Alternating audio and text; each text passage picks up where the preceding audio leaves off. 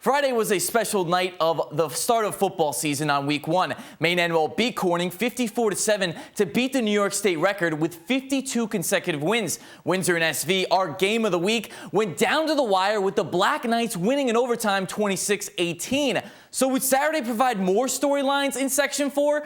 We start with the early game. Binghamton and Auburn in Cuse at the Carrier Dome, tied at 14 at the half, with the Patriots starting the third with gusto. Opening kickoff, Davin Young, feeling forever young, picks up some good blocks and takes it down inside enemy territory, giving the Pats great field position to start the drive. John Petrucci would then finish off the drive, showing off his dance moves with the option keeper, finds a hole, then takes it to the far side for the TD, diving into the end zone for bonus points. I give him a 10. Pats up 21-14, but the Maroons answer back inside the 5. Devontae House to the house, but the extra point misses Binghamton by 1, and the Pats run away from there with a football full of air. Petrucci to Rasheem Pettifer. Check out the hit by Jimmy Murray, but that taunting will cost Auburn an extra 15 yards, and the Patriots capitalize. Matt Collins Pringle for the score. Once you pop, the fun don't stop. Binghamton wins 42-20. I told my teammates before the game, this game means a lot because, we win this game, we keep going. We lose this game, our morale could be down. So we won the game. We're going to keep going. We're going to keep rolling. It just says that these kids are competing now, and that was a big thing. We came into the season, we just talked about these kids. You got to compete on offense and on defense, give yourself a chance to win, and we competed on both sides of the ball, and so we had a chance to win.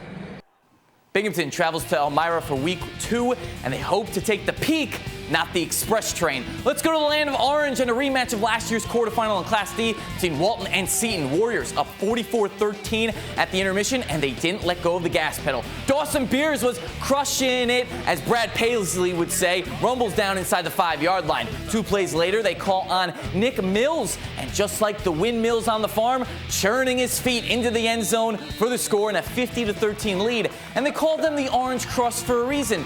I mean, REM sang it perfectly.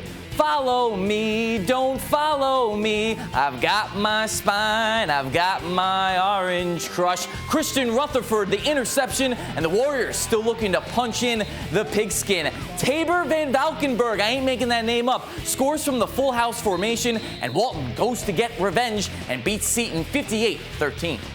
Feels good, but they did play hard, and they are a good team, and we just have to play hard, and every week is a challenge to us. We're very happy. I think the kids played well.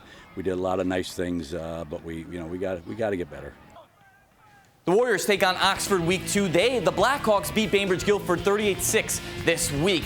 Let's go to the Bulldogs, just 20 minutes away for Delhi Whitney Point, and this was a fun one. First play of scrimmage this season for Delhi, Connor Gioffi to Ben Brannigan, and this play was as healthy as a bowl of Raisin Bran on a Saturday morning. 35 yards for the score, and the 8-0 lead as the kids and the fans can't help but cheer for the start of a long season. And the duo connects again. Connor G's finds double B's, and this was straight out of Delhi. The slant, the catch, and 6 more points as the Bulldogs run out to a 16-0 lead. And Big Ben did so much work, he needed a rest, and the kids on the Rocks got to see this special teams at its finest. Eagles punting, and Connor Gioffi was G-money. Gets the leather, and here comes my favorite part. Ludicrous speed takes it to the house. Delhi shuts out Whitney Point 30-0. We stick with the small towns. John Cougar Mellencamp sang it perfectly for Harpursville and Newfield. In the first quarter, Hornets' new quarterback Tyler King definitely goes to Burger King for lunch because he had it his way.